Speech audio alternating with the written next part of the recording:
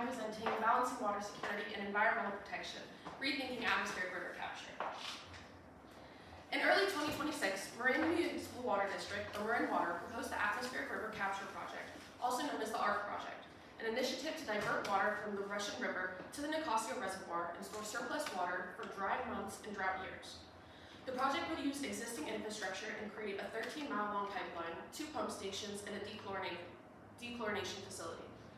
3 conditions must be met for the pipeline to operate: low storage levels across West Marin's reservoirs, an extended dry period in Marin with little to no rain, and atmospheric river storms in the Russian River to elevate river flow. As of July 12th, Marin Water has entered into a $2.65 million agreement with the U.S. Army Corps of Engineers to advance the ARC project. Marin Water supplies 75% of the Marin County's water. Their water originates from rainfall in Mount Tamalpais and is then diverted to fill 7 different watersheds. The catalyst for the ARC project was Marin's extreme drought from 2020 to 2022. This was the driest Marin had been in 140 years, with reservoirs at 50% capacity, compared to their average capacity in spring at 91%. One of the main factors recognized for this extreme drought was the district's reliance on precipitation. In response to the drought, Marin Water developed the Water Supply Roadmap, their long-term solution to conserve water for dry periods. Its objectives include water efficiency, in-system improvements, Suluhuli Reservoir enhancements, and the ARC project. Together, these projects aim to create an additional 7,220 acre-feet of water from Marin, a 9% increase from Marin's current capacity. The ARC project heavily relies on atmospheric river storms. Atmospheric rivers are long, narrow regions in the atmosphere that transport most of the water vapor outside of the tropics. So, what is the ARC project and what is proposed? First, the ARC project would create a 13-mile-long pipeline that connects with its existing infrastructure to the Nicasio Reservoir. Along with the new pipeline, Marin Water would also create the Wood Hollow Pump Station and the Stafford Lake Pump Station to push river water into the Nicasio Reservoir. The pump stations would pump 30 million gallons of water per day. The Wood Hollow Pump Station would include a 5 million gallon water storage tank and a detention basin. The Stafford Lake Pump Station would include a dechlorination facility to treat water received from Sonoma water. When there are low storage levels across Marin's reservoirs, and there's been an extended dry period with little to no rain forecasted, and there are forecasted atmospheric river storms in the Russian River watershed, excess water from the Russian River could then be diverted to the Nicasio Reservoir through these pipelines and pump stations. The project would initially capture about 3,800 acre-feet of water, but may rise up to 10,000 acre-feet over time. This is a map of the proposed ARC project. Here we have the existing infrastructure from the Russian River to San Rafael, and our new pipeline would be diverted from around Novato to the Nicasio Reservoir. This is the new infrastructure. This is the spot where our existing infrastructure and our new pipeline would connect the Wood Hollow Pump Station to be further pushed at the Stafford Lake Pump Station all the way to the Nicasio Reservoir. According to Marin Water, the project would strengthen collaboration between Marin-based agencies, connecting existing infrastructure with Sonoma and Marin County, and improve coordination between counties planning to access the shared water during drought periods. The project also is coordinating with local agencies to further align the project with local priorities and community values. Marin Water believes that storing surplus winter water through this project will improve drought resilience. While Marin Water has recognized these main benefits, these are the categories Marin has recognized may be potentially significantly impacted. Many of these concerns, like cultural resources and transport and traffic, stem from the project's construction, vehicles, and machinery. Some of the issues, like noise and wildlife and greenhouse gas emissions, are related to the construction period, but would further potentially impact the environment through facility usage. Other concerns, like agriculture and forestry resources and geology and soils, are based on the environmental impacts the actual structures themselves will have. Many organizations have highlighted similar concerns with the project, including the lack of a cumulative analysis of the ARC project as part of the entire water supply roadmap. Under the California Environmental Quality Act, projects are defined by full action. In this case, the water supply roadmap, which also includes increased water efficiency and in-system improvements. Another concern is flooding the Nicasio Reservoir. It's likely that atmospheric river storms over the Russian River will fill the Nicasio Reservoir simultaneously. So a situation in which the Russian River has excess water while the Nicasio River doesn't is unlikely. There's also the question of Nicasio Reservoir's capacity. Marin water's records show that Nicasio is frequently at or near capacity during the same winter months when water would be diverted from atmospheric storms. There is little to no capacity to intake over 3,000 acre-feet of water, which could then spill into neighboring properties like the Nicasio Elementary School and houses along Point Reyes Petaluma Road and Nicasio Valley Road. EAC is particularly concerned about the safety of extra water in the Nicasio Reservoir and will seek more information on whether there will be new technology and releases added to the reservoir to relieve flooding. Because of the flooding concern, Marin Water needs to update their hydraulic modeling to test the capacity of the Nicasio Reservoir, which should account for floods and spills, evaporation, environmental releases, and treatment constraints.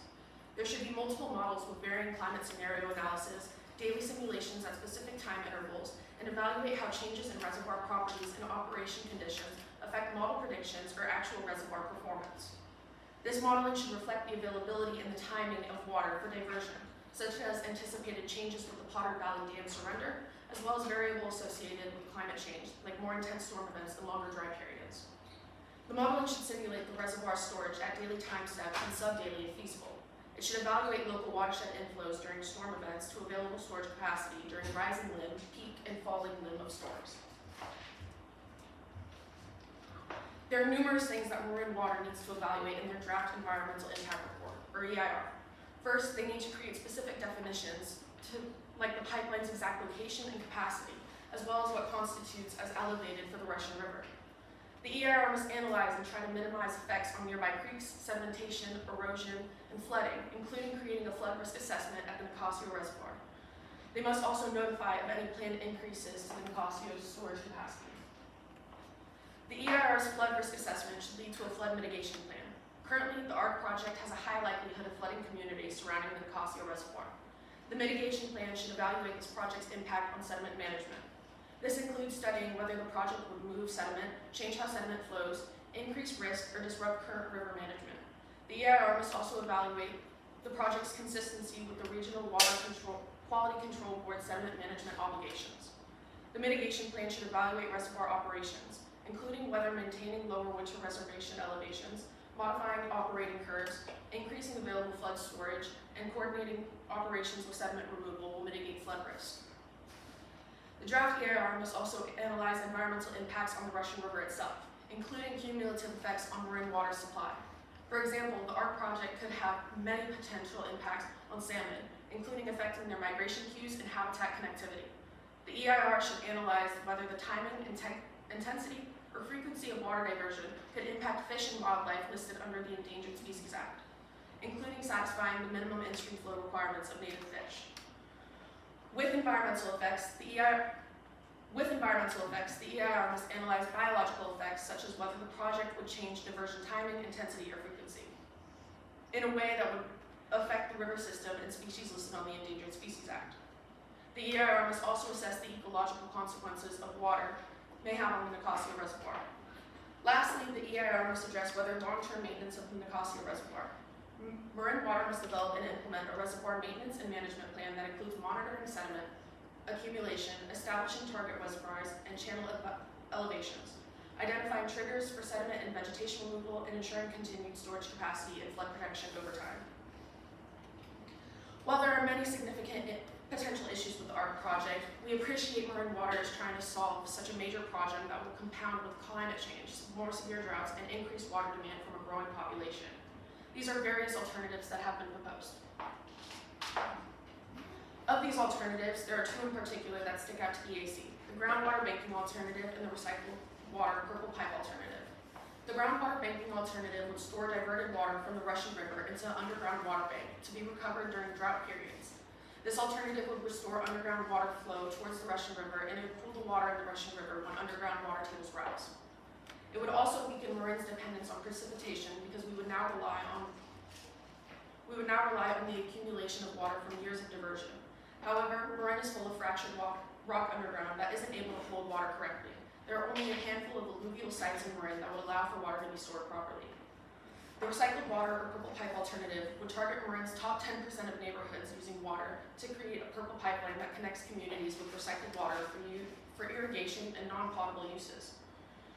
Those top users of water in Marin are using 10 times the reasonable amount for single-family homes. Currently, 2% of Marin's water is recycled water, though Marin is in the works to increase recycled water usage. Using recycled water conserves potable water while diversifying the water sources Marin relies on. Since the ARC project is an ongoing endeavor, there are plenty of opportunities for the public to get involved. The first way is to sign up for our newsletter. I've attached a QR code to get the latest about our project. The ARC's environmental impact report is also set to release in the fall of 2026. When the EIR releases, there will be a public comment period in which individuals can ensure that the project reflects their beliefs. There are not any posted agendas from Marin County's Board of Supervisors set to talk about the ARC project currently, but there may be scoping meetings once the draft EIR has been posted. And lastly, on the ARC's homepage, you may subscribe to the project and get updates about key milestones of the project.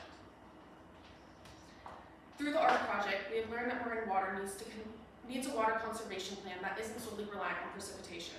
Not only is the ARC project reliant on precipitation, but it also has significant environmental concerns, such as the impact on wildlife and fish, flooding neighborhoods adjacent to the Nicosia Reservoir, and the disturbance of sedimentation. Thank you. First of all, thank you so much, everyone, for coming out tonight. I really appreciate it. I know it means a lot to us as interns and us as an organization. I think I've met a fair amount of you too, whether it's through MPA Watch volunteer trainings or through other EAC events. So awesome to see a lot of you again.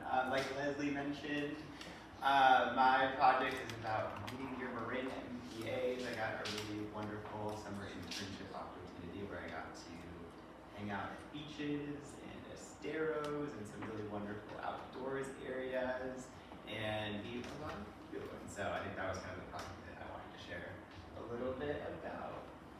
And in terms of my projects, kind of a little bit of background for a lot of you who maybe are directly in Point Rate Station or Inverness or within this community. It's almost like a part of weekly life, almost to be at a lot of marine protected areas. But one thing I started noticing, maybe from my own experience of growing up in this community, is that Marin County in particular, the coastline is home to this amazing scenery, amazing marine and wildlife. Many residents have yet to explore in their own backyard. In addition, we also get a lot of visitors to the Bay Area, to this area as well. So I wanted to share kind of what's really along our coastline. And so that's kind of my project. It's called Meet Your Marin MPAs. I put together some short form reels that can be shared across social media, so I'll share 2 of those at the end of my presentation, and again, kind of bringing our coastal neighborhoods to life, whether that's on social media or being able to share on other platforms as well, and really with the goal of advancing EAC's mission by engaging a number of different audiences, whether that's online through social media, whether that's building support for marine protected areas. We have a number of MPAs here in Marin County, but there's also a network of 120 plus marine protected areas across California, so we're kind of a small piece of that. And also to the point that Leslie mentioned, we also have our wonderful MPA Watch program, which I've met a couple of you from, but also a way to potentially continue to recruit more volunteers. And process and highlights. Again, this is a picture of me out at Duxbury Reef, which quickly became one of my favorite marine protected areas. But in terms of kind of one of the challenges of kind of capturing photos and videos was condensing some very diverse MPAs into kind of like short 30-second to a minute long clips. As a lot of young people and online users, one of the challenges is often attention spans. People like scroll through things and click things at really quick speeds. You gotta do it quick, but there's so much that we want to share, especially whether it's everything from the shale reef, the Duxbury Reef, to long stretches of open coastline at places like Limontor Beach or Esteros, and so kind of tricky to fit that all into like one quick script and cruise through it. And then I think one of the highlights though was being really creative and being through different footages.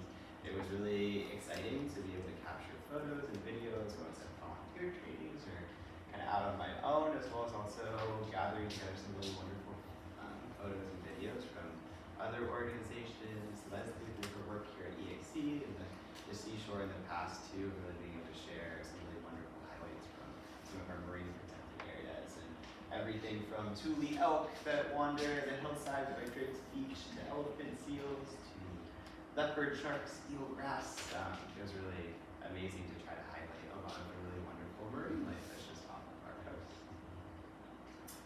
And in terms of field experience, again, I got a really wonderful opportunity this summer to be able to spend a lot of time outside. That's example over there from our MPA Watch volunteer training at Cordovan Marsh. And again, in participating in MPA Watch this summer, I really got to see firsthand how people interact with our local shores. And for many of you who've probably gone to a lot of our different marine protected areas, each area is slightly different. The marine or wildlife you might see is slightly different. The regulations and classifications of MPAs can be very different, all the way from a no-take or SMR to SMCAs to special closures. So I got to really be out in the field firsthand, and again really develop this new expertise and deep knowledge of marine protected areas, our local seashore, and again it became really exciting developing throughout the summer with a lot of people who came along our volunteer trainings, who were out on the beaches and out in some of these areas to also be able to point out some of the really, again, maybe marine life and local wildlife species and habitats that we really are privileged to live really close to.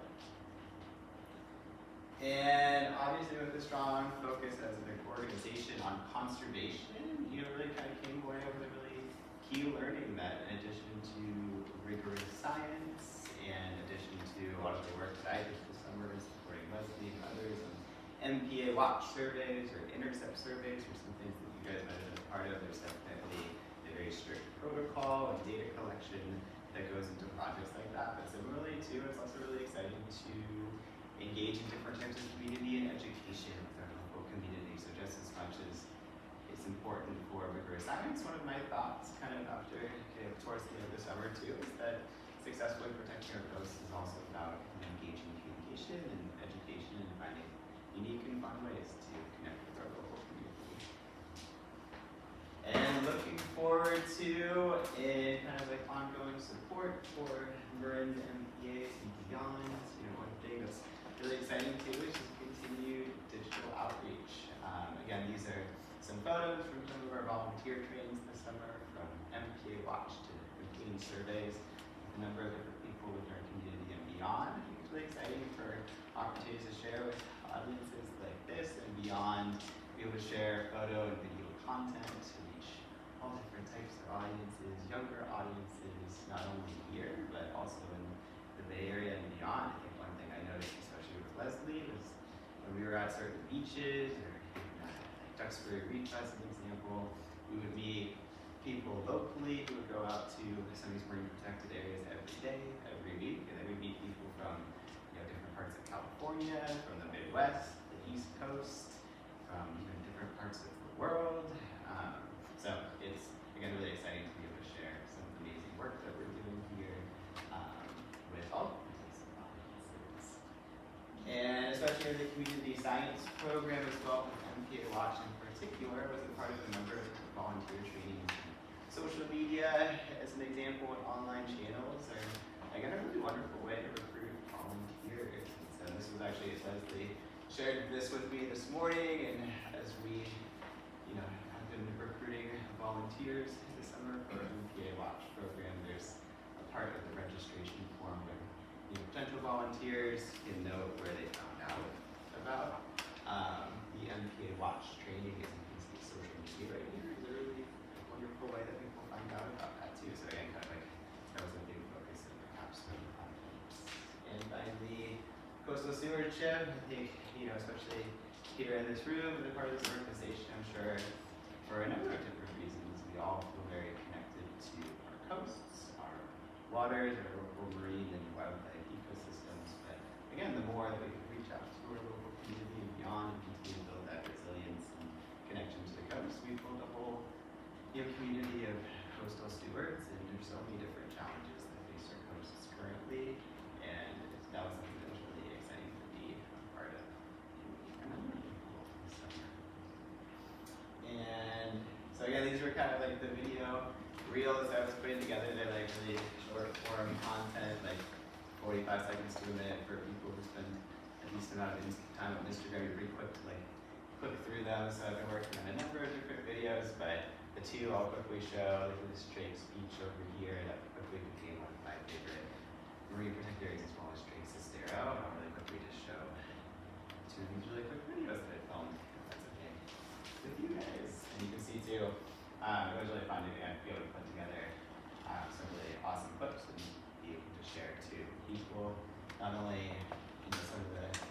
be part of the beach of these places, but also maybe some of the local regulations, some things to look out for too that could potentially be shared, and all of that means in the beach. So I'll show this one really quick way. This is Drake's Beach. This is me out there, and we'll show guys some of the things you might see out there. Hey, I'm Andrew, Coastal Advocate Intern at EAC, and welcome to part 2 of new series Meet Your Marin MPAs. Today, I'm at Drake's Beach, a part of the Point Reyes State Marine Reserve. Drake's Beach is home to amazing wildlife. You often see Thule elk on the hillsides, sand dollars on the beach, and it's a prime spot for elephant seal breeding. You can also see seal pups from the parking lot in the winter. Friendly reminder, as a state marine reserve, this is a strict no-take zone to protect this ecosystem. When you visit, avoid disturbing wildlife and leave everything in the place you found it. We're always looking for help protecting our coast. If you're interested, become an MPA Watch volunteer. More info in the caption, and come check out the beach for yourself. Hey, I'm Andrew. That's one right there. Actually, Samar, who came from our volunteer training, that little photo credit over there for taking some photos with us. I'll show you that cartoon. This is also one of my favorite photos together from Paige. Some really wonderful marine life in particular too. We're back with part 3 of our series, Meet Your Marin MPAs. Today, I'm at Drake's the beautiful protected heart of the Point Reyes National Seashore. Within this estuary and marshland, you'll find calm waters, diverse bird life, and eelgrass beds that serve as the foundation for the ecosystem. Think of Drake's like a nursery for a variety of marine and avian life, including sharks and rays, shellfish, river otters, and more. It's a state marine conservation area which protects local habitat, while also allowing for recreational activities such as boating and wildlife watching. Make sure to come check it out yourself. There are a few access points, including from Drake's Beach. That was very cool. Looks like what you guys did put together. Having a little community for each of those 2 areas, and similar to some of the amazing marine and wildlife we see at each of those places. And that is my capstone. Hello everyone, hi. I should mention my name is Bassias, and I'm one of the legal and policy interns this summer with EAC. And I just want to thank you all so much for taking the time to come out here this evening. I know that some of you have come from really far. And also, I also just wanted to say before I get started that my presentation is a lot less fun than Andrew's, and there's a lot of legalese that gets put up on the screen. So if at any point in time I'm going too fast, or if you want me to go back to another slide so you can take another review of it, just stop me and I can go back. No big deal. But yes, today I'll be presenting on the topic of sea level rise planning in Marin County, which will include an overview of the threat of sea level rise, the responsibility of the government to protect beaches as a part of the public trust, implementation of those protections through the California Coastal Act's local coastal programs, the various efforts that we've made to plan for sea level rise so far, and my personal recommendations moving forward. Okay. The most pressing issue facing our coastal areas is sea level rise. As greenhouse gas emissions continue to warm the Earth, ice masses around the globe are melting and ocean temperatures are rising. NOAA, NASA, and other U.S. agencies predict up to 1 full foot of sea level rise along the continental U.S. coast by 2050. The primary impact of climate change that we see along the coast is coastal squeeze, which is the loss of our beaches over time instead of their natural retreat inland. Sea level rise in and of itself contributes to shoreline erosion, but flooding and more intense storms exponentially increase the rate at which the shoreline shrinks. The worst contributing factor to the squeeze is coastal armoring. To protect land or infrastructure from erosion, structures such as dikes, seawalls, rock revetments, offshore breakwaters, artificial dunes, or even temporary sandbags are placed along the coast. These structures create a finite endpoint for the withdrawal of the shore and change the way that sand moves along the coast. When the inevitable retreat of the shoreline is blocked, an entire natural coastline can disappear.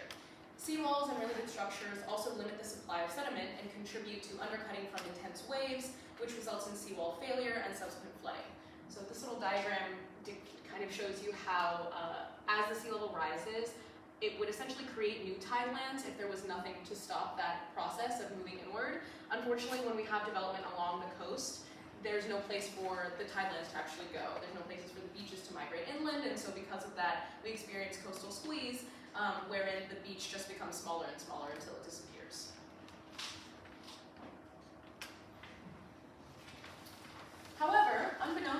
beachgoers, the seashore and its tidelands are actually a legally protected resource for the public. The public trust doctrine is the legal dogma that outlines the protection of the country's beaches and oceans. It is an evolving common law doctrine that is understood to include the right to swim, boat, and engage in other forms of water recreation, and even to preserve lands in their natural state in order to protect scenic and wildlife habitat values. The California Supreme Court has stated that the public trust is an affirmation of the duty of the state to protect the people's common heritage of streams, lakes, tidelands, and marshlands, surrendering that right of protection only in rare cases when the abandonment of that right is consistent with the purposes of the trust. The California State Lands Commission has the primary responsibility for managing tidelands for the state. The State Lands Commission shares their authority over the tidelands with through the California Coastal Act, which was passed 50 years ago this year, which gives the California Coastal Commission independent, comprehensive land use planning and development permitting authority in the coastal zone. There are several references to the public trust doctrine in the Coastal Act itself, including the public right of access to the sea, and the California constitutional prohibition on excluding the right of way to state waters, the shoreline, and the coast. The Coastal Commission must protect maximum shoreline public access and recreation, and must maintain, enhance, and restore marine resources, and protect sensitive shoreline habitats and natural processes. It must also protect scenic resources, including by minimizing the alteration of natural landforms. New development generally must not have significant adverse effects, either individually or cumulatively, on coastal resources. So, how do we determine where the public trust doctrine applies? The tidelands are the water along the shoreline between low and high tide, which can be dynamic. In a typical beach environment, those lines move back and forth with the accretion and erosion of sand from the seashore, so the tideline is constantly shifting, i.e. ambulatory. Bless you. Depending on the extent of shoreline change with sea level rise, and sand coming and going, the location and extent of tidelands can vary significantly. As such, the public trust boundary dictated by the mean high tide line is gradually moving inward over time. The migration of this boundary is reflected at a much faster pace than that of sea level rise due to the slope of the beach, which varies on California beaches from approximately 2% to 6%. At the rate of sea level rise we've seen in the last decade, which is approximately 17 inches per century, that would be between 22 and 66 feet of shoreline retreat, or mean high tide line level rise, across California beaches over a century. And this little graph is just a visual for how that rise is reflected across the beach depending on the slope. So with a 6% slope of the beach, it would only equate to around 23 feet, approximately 23 feet of rise along the beach in the next century, whereas on a beach with a much less steep slope, it would equate to 71. So for example, 2% beach slope would equate to around 71 feet over the next century. The Coastal Commission adopted sea level rise guidance in 2015 that recognized that sea level rise will cause the public trust boundary to move inland, and they affirmed that new shoreline armoring should not result in the loss of public trust lands. More recently, the Coastal Commission adopted statewide sea level rise principles that recognize the policy of protecting the public trust, including to protect and enhance natural and cultural resources, such as beaches, wetlands, biodiversity, other habitats, and culturally important areas, and to protect critical public water-dependent infrastructure. But how do we actually implement all of those broad policies that the Coastal Commission lays out for sea level rise planning? The Coastal Act requires that local governments develop local coastal programs, or LCPs, that can carry out the policies of the California Coastal Act at the local level. LCPs are land use planning documents that lay out a framework for development and coastal resource protection within a city or county's coastal zone area. They are prepared by the local jurisdiction and submitted to the Coastal Commission for certification. Each one includes a land use plan, which contains policies, and an implementation plan, which includes accompanying measures to implement the plan, such as zoning ordinances, zoning district maps, and other implementation actions. LCPs specify the appropriate kinds, location, and intensity of land and water uses in the coastal zone portion of the local government's jurisdiction. Here in Marin County, we've been making significant attempts at preparing for sea level rise for almost 2 decades. More recently, in 2018, Marin completed a shoreline sea level rise vulnerability assessment, which identified risks and impacts along the entire bay shoreline in collaboration with shoreline cities and towns. Soon after, the county organized a collaborative sea level rise Marin adaptation response team, or CSMART, in West Marin, which created a sea level rise adaptation report. After the vulnerability assessments, they organized Bay Wave, or Bay Waterfront Adaptation Vulnerability Evaluation, a monthly group that convened for a number of years for updates and many more. EAC has been involved in many of these efforts. However, a key missing aspect of Marin's coastal planning is an updated local coastal program environmental hazard section. EAC has been involved with updating Marin's LCP for many years, and there have been many failed attempts to update the hazard sections, which would deal with sea level rise. And as you can see here, this is what that proposed LCP amendment would look like. There's changes to the land use plan and the zoning codes, but namely the environmental hazards would include hazards that are caused by sea level rise specifically and sea level rise generally. And there would be updated standards for development projects, as well as policies regarding shoreline armoring for each of those new development projects.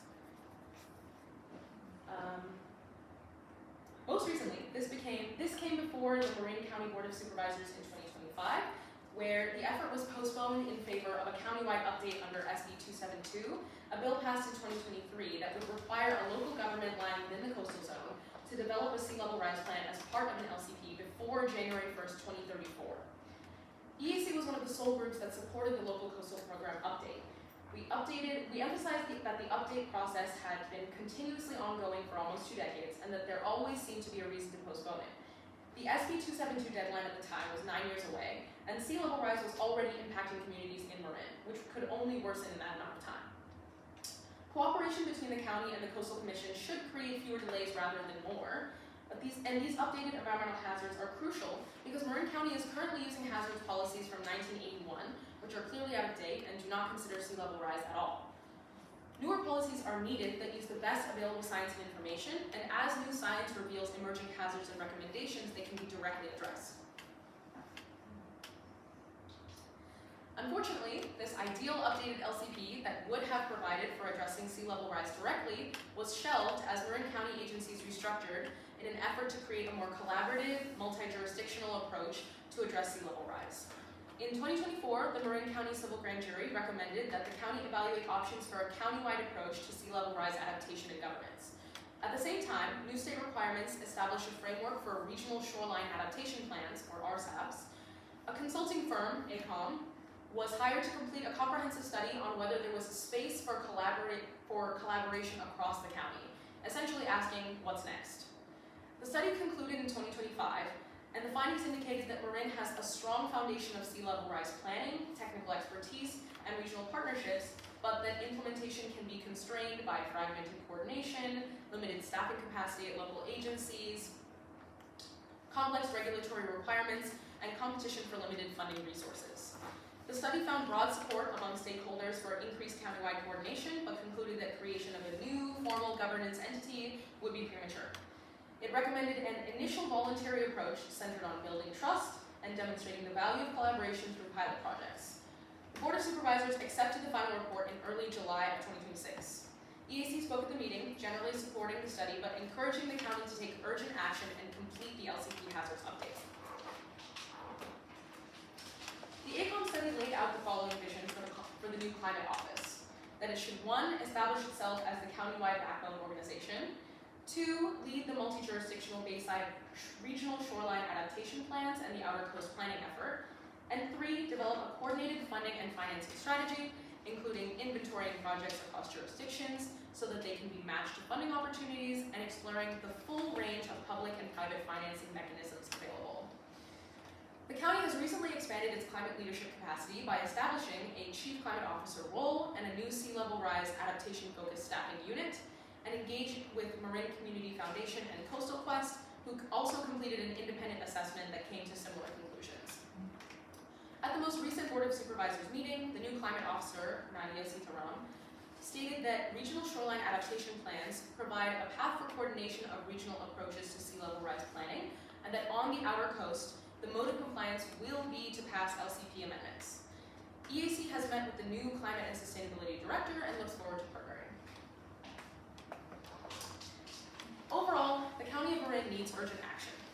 We have been circling around proposed solutions and assessments and even concrete efforts for over 18 years. Proceeding through small-scale collaborative pilot projects does not change the framework from the past at all, and the study essentially spent 2 years identifying well-known gaps and neglecting to provide creative solutions that have not been previously attempted. Without a framework to move forward to large-scale collaborative projects, which is how addressing sea level rise must proceed, Even if short-term projects are available, the question of when and even what long-term planning is going to happen still stands. Further, there were no recommendations for how to move from small-scale funding to addressing Marin's $17 billion in adaptation needs. Where will that funding come from? Sea level rise is not a phantasm of the future. It is here, threatening our coast now. Irrespective of compliance with the state's new sea level rise planning efforts, Marin has needed to and still needs to update its LCP if it wants to be able to take action against the loss of its seashores. The existence of the new climate office creates an opportunity for long-term, large-scale planning now. Based on my personal review, they could immediately begin working on a long-term implementation plan, which could be scaled across 10 or more years or as long as is necessary, as well as a fundraising structure for same that would include reviews of the process and determine successes and weaknesses in the adaptation process. The Climate Office can at the very least begin determining major objectives now. We require accountability and concrete action, both now and throughout the implementation process. Additionally, in the long term, and also outside of just Marin, the California Coastal Commission could develop a public trust finding, which may provide a basis for protecting beaches from development in light of projected sea level rise. Incorporating more land under the public trust by using the best available science to predict where the seashore will be located would allow them to override prior buffer requirements between private development and the mean high tide line. It could also require that all LCPs be updated to reflect new public trust related guidance and procedures that use the best available tideline science to project their future location and related